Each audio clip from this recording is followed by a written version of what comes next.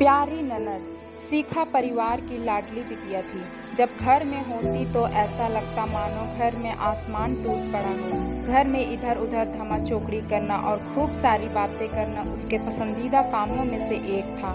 शिखा के दादाजी शिखा को बहुत प्यार करते थे, लेकिन आजकल उन्हें शिखा की एक चिंता और खाई जा रही थी, और वो थी शिखा की शादी की चिंता।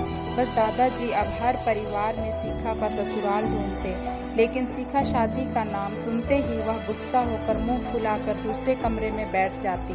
खैर, थोड़ी देर में उसका गुस्सा खुद ब खुद उतर जाता। कुछ समय बाद दादाजी के बचपन के दोस्त राय बहादुर शिखा बिटिया को फोटो में देखकर ही उन्होंने शिखा को अपने घर की बहू बनाने का फैसला कर लिया। विक्रम को शिखा बहुत पसंद थी, लेकिन विक्रम की माँ विक्रम की शादी अपने से बड़े घर में करना चाहती थी। विक्रम के मनाने पर वह मान गई और तय समय पर विक्रम और शिखा की शादी हो गई। ससुराल में शिखा के सास ससुर, विक्रम के बड़े भैया भाभी और एक अपनी ही उम्र की एक ननद थी रागिनी।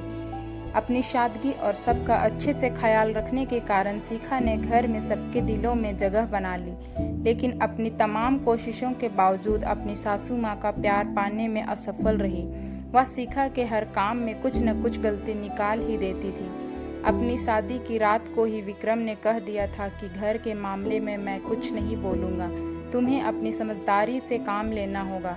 लेकिन शिखा के लाख कोशिशों के बावजूद सासू माँ के व्यवहार में कोई परिवर्तन नहीं आ रहा था।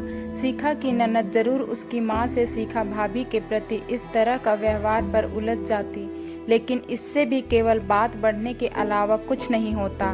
इसी तरह करीब 1 साल निकल गया। शिखा और विक्रम को जुड़वा बेटियां हुई। यह समय शिखा के लिए अग्नि परीक्षा का समय था। शिखा का दर्द शिखा के लिए आंसू बन गया था। ससुराल में शिखा को संभालने वाला कोई नहीं था। विक्रम और उनके पापा ने शिखा को अपने मायके भेजने के लिए पहले ही मना कर दिया था। एक दिन रागिनी कॉलेज से आई तो सभी को कॉलेज के सालाना कार्यक्रम में आने के लिए कहा। खैर, ना चाहते हुए भी शिखा को अपने दोनों जुड़वा बेटियों के साथ रागिनी के कॉलेज जाना पड़ा। कार्यक्रम की शुरुआत में गीत संगीत की कई प्रस्तुतियां हुई। उसके बाद मॉडलिंग राउंड शुरू हुआ। दर्शकों ने तालियों के साथ सभी का उत्साहवर्धन किया। मॉडलिंग में रागिनी ने भी हिस्सा लिया था। आखिरी राउंड में रागिनी के साथ 4 और लड़कियों को सिलेक्ट किया गया, जहां सभी से जज द्वारा एक एक सवाल पूछकर विजेता घोषित करना था। सवाल जवाब का दौर शुरू हुआ। इसी कड़ी में जज ने रागिनी से सवाल पूछा, अगर घर में तुम्हारी माँ और भाभी में से किसी एक का साथ देना पड़े तो तुम किसका साथ दोगी? सभी रागिनी के जवाब की प्रतीक्षा कर रहे थे। तभी रागिनी ने थोड़ा आगे बढ़कर कहा, अगर भाभी सही हो तो अपनी भाभी का। जज साहिबा ने पूछा, क्यों? रागिनी ने जवाब दिया, क्योंकि मुझे भी कल किसी की भाभी बनना है। जवाब सुनते ही पूरे सदन में तालियां गूंज उठी। सभी रागिनी की सोच और उसके सटीक जवाब की प्रशंसा कर रहे थे। तालियों की गड़गड़ाहट के बीच ही शिखा की सास ने शिखा को गले से लगा लिया। रागिनी को विजेता घोषित किया गया।